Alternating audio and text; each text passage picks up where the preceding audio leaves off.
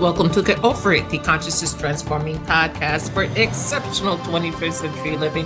Folks, I am so jazzed today. We are speaking with a true artist. He is someone that I met who listened to my podcast. I was blown away when he called and said he listened to my podcast. And we did a little bit of work together, and he introduced me to his work, and I was like, wow, because he does creative work on print. You know, he's a fine artist. He also works with clothing, and he can create clothing that will heal you while you wear it. We're going to talk a little bit more about that in a bit, but this gentleman, and his name is Taylor Bryant, and you could check him out at his website, Tete Pierre. It's a lot of healing going on there. Now, the information shared on Get Over It uses intuitive and pragmatic insight to help you shift your consciousness to break through the blocks and release energy that is no longer needed. Yes, we're going to help you let go of the BS that's been holding you back. But you guys know I always ask, are you truly ready to? And by the way, folks, BS is belief system. Excuse me, a bit about me for my new listeners. Intuitive since birth. I'm a third generation intuitive with over 3 decades of experience supporting people to break through the blocks along their path. I'm a strategist for personal and professional transformation, revealing cutting edge information that enables you to prosper and thrive. I spent 25 successful years in corporate America as an executive sales professional, and I'm the founder of Healing Visions Ministries and the Northern California Children's Education Network, a 501c3 nonprofit. I provide consultations and healings in all areas of life that heal the mind, body, spirit connection, allowing you to live your very best life. My clients tell me that I keep it real while providing them with accurate information to assist them along their journey as a spirit living a human existence. But they also say, if you really don't want to know, don't ask Monique. My background includes a doctorate in metaphysics, Reiki master teacher, ordained minister, and clinical hypnotherapist. So whether you are stressed, depressed, or possessed, I can help. To find out more about me and the services I offer, go to my website. That's MoniqueChapman.com. And I invite you to like and follow me on Facebook and LinkedIn. We don't do that X thing, so don't even bother. Okay, my guest today, Taylor Bryant, is a multidisciplinary creative from Dallas, Texas. He is trained in traditional printmaking and bookmaking techniques. Taylor's educational background includes a Bachelor of Fine Arts from the University of Texas at Austin. He has worked in many professional art studios focused on mediums such as mosaics, mural painting, glassworking, and public works. Currently, Taylor lives and works out of Southern California, and he produces fine art and clothing. And again, you can check him out at his website, and that's taytaypierre.com, TAYTAYPIERRE.com. Welcome, Taylor. Hey, thanks, Monique. Hey, it's so great to have you. Because I said you called and I'm like, how did you hear about me? And you said, I listened to your podcast, and you remember my reaction. I was completely freaked out and blown away. So thank you, thank you, thank you. You're such a talented young man. I really appreciate the fact that you picked up the phone and called, and we had the opportunity to meet. So why don't we fill the audience in a little bit about your general background, like where you're from, were you artistic as a kid, or was it something you learned later? Give us a little capsule version of Taylor. So I'm originally from Dallas, Texas, and my family's from all over, mostly like Texas and New York. And yeah, I was creative as a kid, but really coming into being a visual creative, that happened more so when I was in like my early 20s. Uh, I did all different kinds of like creative things as a kid, but I didn't really consider myself an artist. I think I was going through like a rough patch in my early 20s, and I really turned to art to sort of like help me heal and like get through that period. And then because my mother and my stepfather are both artists, I sort of looked at it differently. And I was like, well, I have all this training that I didn't realize I had in terms of an aesthetic eye and just certain kinds of standards. So when I started making visual art, I sort of tapped into like another part of myself. And then I realized like I wanted to develop it. So uh, yeah, I just sort of got into making visual art as a way to like Mhm. help myself move through like a rough season. Okay, So so you were healing yourself way back when. I don't know if you were conscious that it was healing, but at least it made you feel better. So you knew to go down that path when yeah. things were kind of upside down. And when you went to school, did they teach anything regarding, I know they taught all the basics of art and all of that, but they bring the Mhm. consciousness of what art can do for people, or was it that just outside of the scope of the class? I think that was outside the scope of the class, but I think it's something that sort of struck me. I've always been interested in history, but I feel like Mm-hmm. history is very like, it changes depending on the times. And what I noticed with art, like, it was definitely, it indicated like humanity's level of consciousness or intelligence based on what kind of art you could see. Studying art history, like I just realized like you needed to have certain kinds of tools or perspective to really be able to create like pieces from like the Hellenistic era with their proportions or certain kinds of paints during like the Renaissance or late Renaissance. It's just super fascinating. Uh, Mm-hmm. yeah. Wow. I love your enthusiasm behind all that you have to say. So, okay, so you've got this art thing going on, and it's making you Yeah. feel better. So, you know, it's going to make other people feel better. How does looking at art itself, whether it's clothing, a painting, a mural, how does that consciousness come into our body and how does it heal? What are your thoughts about that? So I think in terms of relating consciousness to consciousness or like information from person to person, the right idea really struck me when I got into printmaking and Mm-hmm. understanding the history of printmaking and uh, you know the Gutenberg Bible and how that was one of the first books to be mass printed and just like how ideas traveled from person to person. I think the Mm-hmm. same thing happens in art. I'm really interested in textiles from Ghana, and Hmm. they believe that they could code information into the weaving. So how they weaved their textiles and the colors that they used and the patterns was meant to signify certain kinds of messages. And when I learned that, and just sort of like realizing, I think that translates to all media. A sculpture, a painting, poems that are sort of vague, the underlying undercurrents and the intentions and information gets passed from person to person, whether it be conscious or unconscious. Mm-hmm. Um, yeah, and sometimes I think there's really powerful stuff in that. Like, and I also think it depends on where you're at and your level of perception sometimes, because it's like you can come back to pieces and uncover new layers, and I think that's Hmm. beautiful. You know.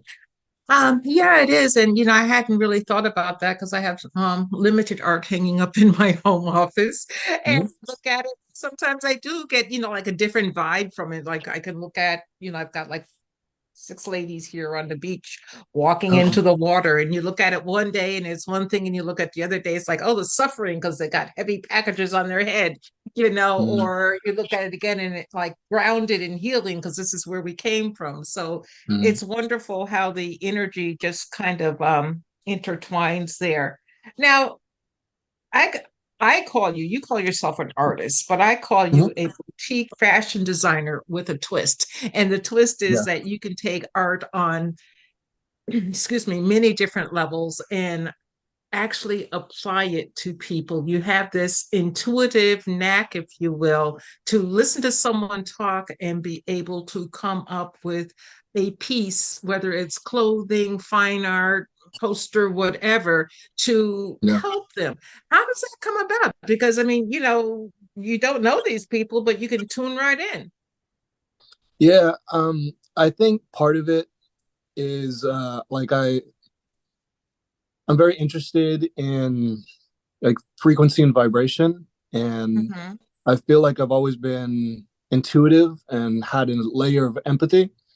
mhm, Uh, and I think from being able to observe as a kid, like I was able to deduce things.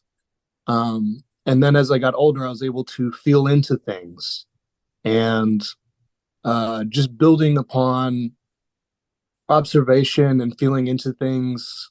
I think I reached a point where I was able to have discussions with people and pick up little things and then be able to sort of feel into uh, what would be the best way to proceed in terms of making a piece for them or doing creative services for them. mhm.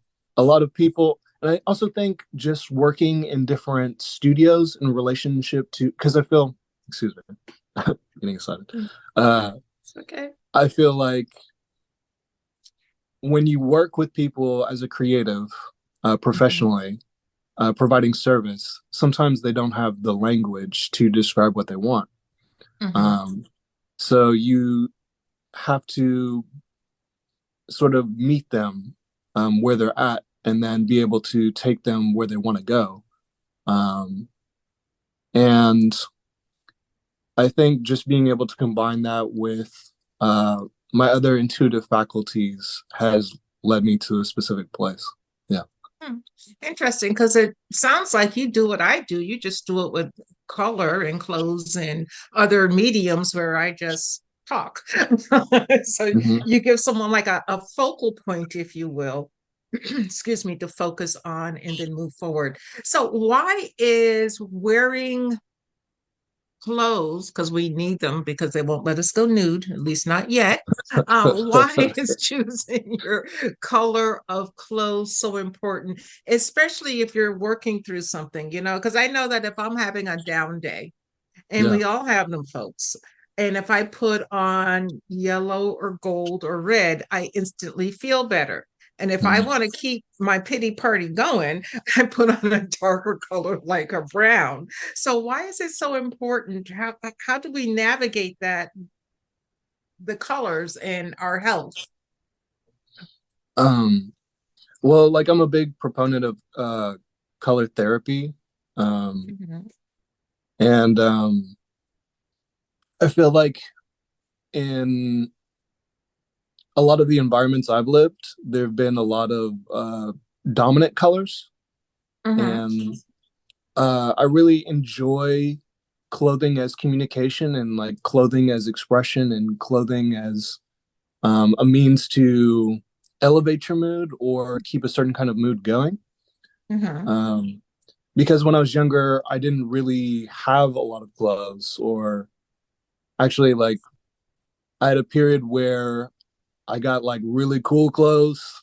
And mhm. then, like, as I got older, like, I couldn't afford clothes. And then when it got to the space where it's like, I was very particular about things and I liked finding unique pieces.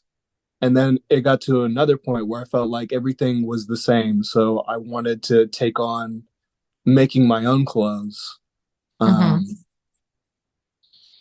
because I really enjoy color. And I feel like um, currently a lot of people are really into the earth tones and Mhm. like monochromatic colors. Uh,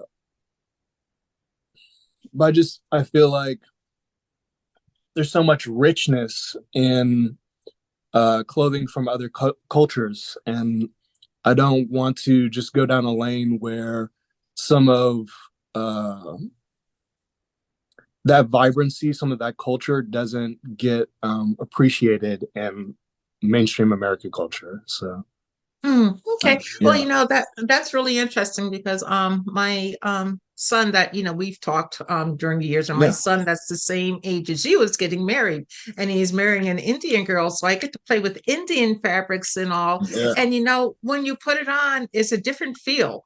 It's a yes, different feel between the Indian clothes, the African clothes, and American clothes. I mean, it's when I put on African-based clothes, it's like I'm grounded. mm, Like the energy goes to my first chakra and I'm grounded to earth. And the Indian clothes a that's little bit interesting. foreign for me. So it's like I get like these waves of, well, I feel good, I'm content, but not quite myself because I haven't fully integrated that into my system. Mm, So talk to us about how, because you said that you really like the Ghanaian, I believe, Prince.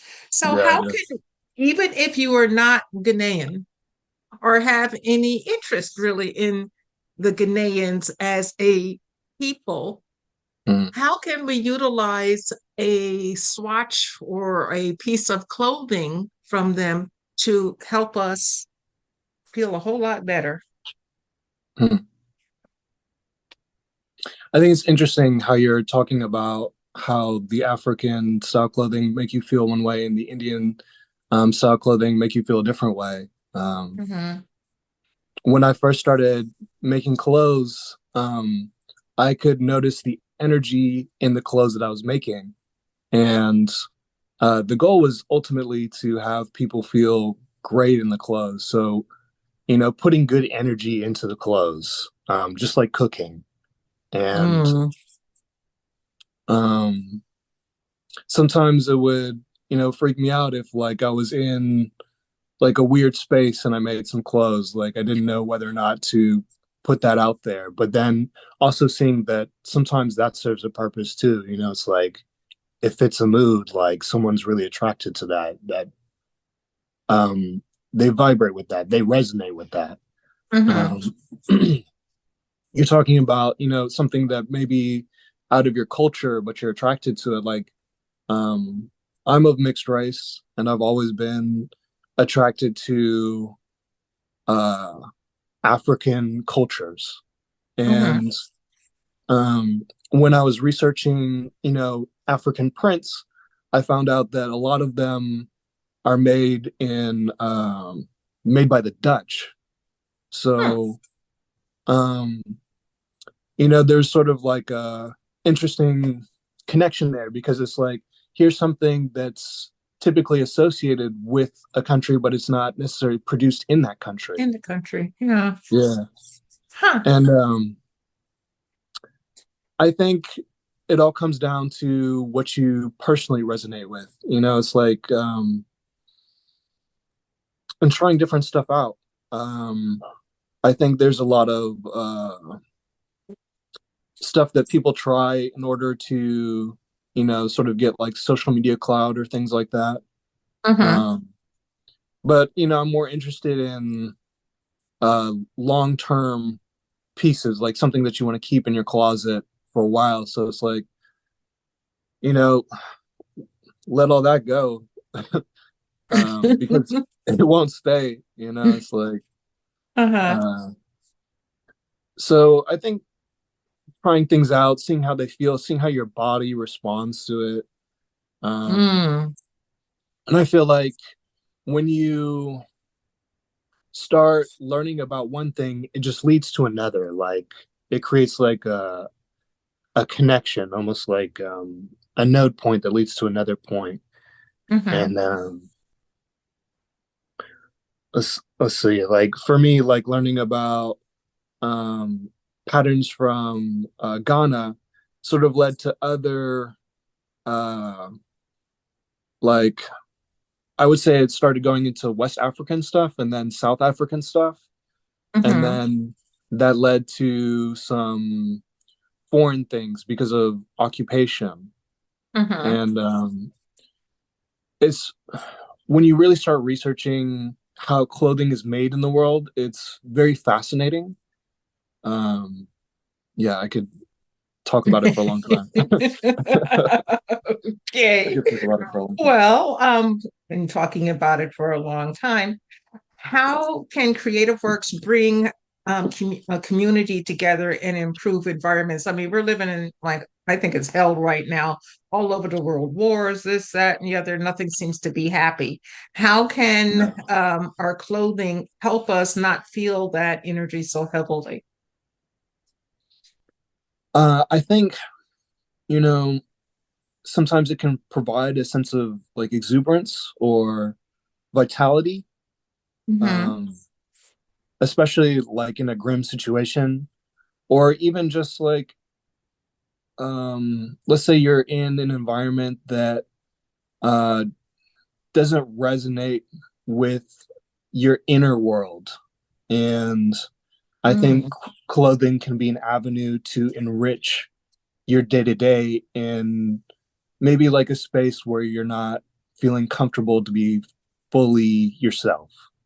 Mm-hmm. Um, I notice like all the little things matter. So like little touches add up to really increase a mood, or increase the experience of life. And not only do I think that clothing can like contribute, but I think art.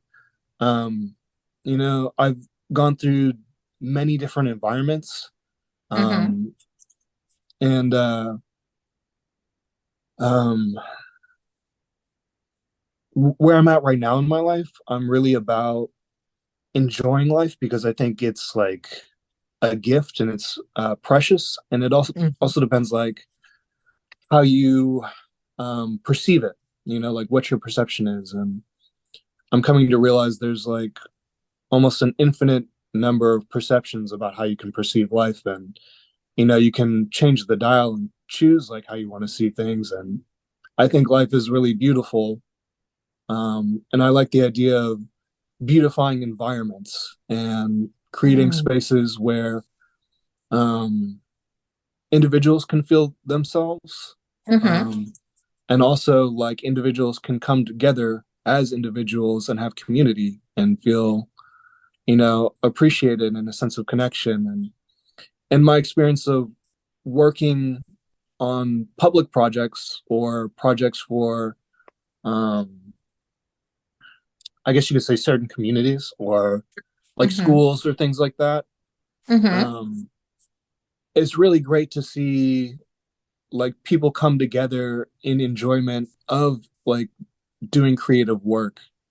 Um, it typically seems like everybody's like having a good time, like cracking jokes and stuff like that. And it's just, I really like that energy and I really enjoy seeing people in that energy.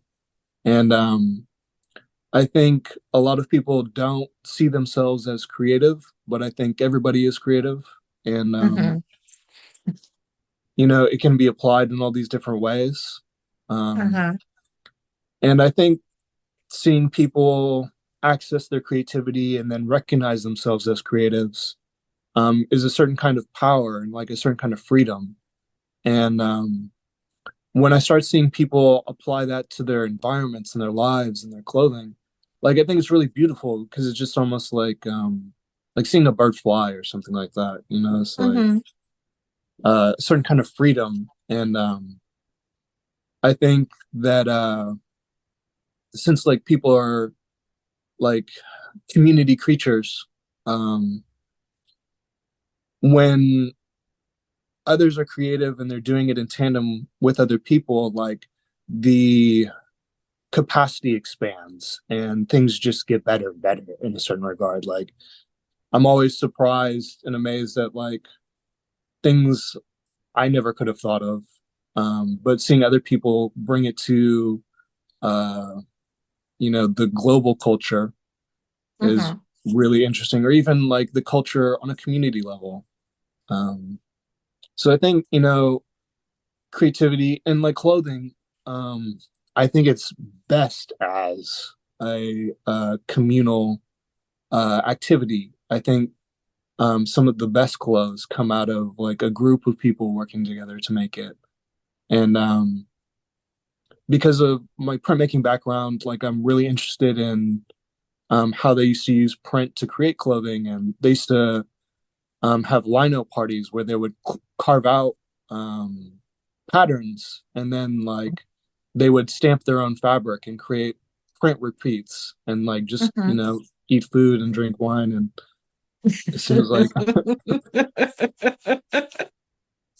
it seems Well, like a good time, and like I just like that idea of getting together and making stuff, and I think it's healthy. I think creativity is healthy for communities. Like, yeah. okay, well, I chuckled when you said that because folks, Taylor's in the process of creating a piece for me. And I'm like, okay, do you want a top, a bottom? What it is it that you want? And he goes, whatever you want to send me, because I want you to keep this in your closet for years and years to come and enjoy it. And then I was like, oh, okay. And then it's like, well, what are you going to put on it? He goes, well, I'll think about that. And of course, approve it, and, proof it with you beforehand. But this man can just tune into who I am at a core level, and it is almost inexplicable. A little frightening too, because he can see my soul, but it's just inexplicable how he works. So Taylor, when we go to your website, taytaypierre.com, you have numerous examples up there. Um, as you are creating something for me that is going to be special, how do you work with others? Can they just buy product that they see on your website, or do they place an order? Give us your process of the clothing and your art.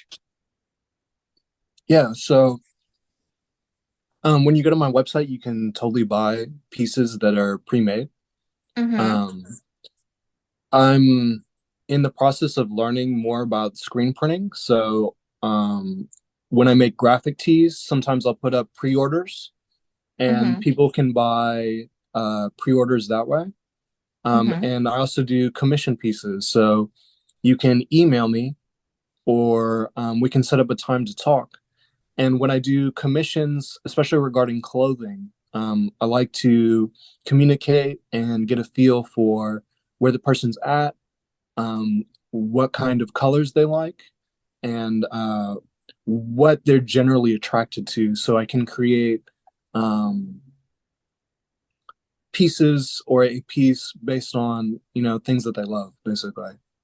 Okay. Is Uh, there a such thing as a negative color? I don't think that there is. Okay. Um, I A lot of people say like black and dark browns and dark purples are just like ugh. I think that there are positive and negative qualities to all colors. Mm-hmm. Um, yeah. Okay. And people that can order right from your website if they want, or do they have to contact you? How does that work? They can order right from my website. There's a about tab on my website where you can send an email. Mm-hmm.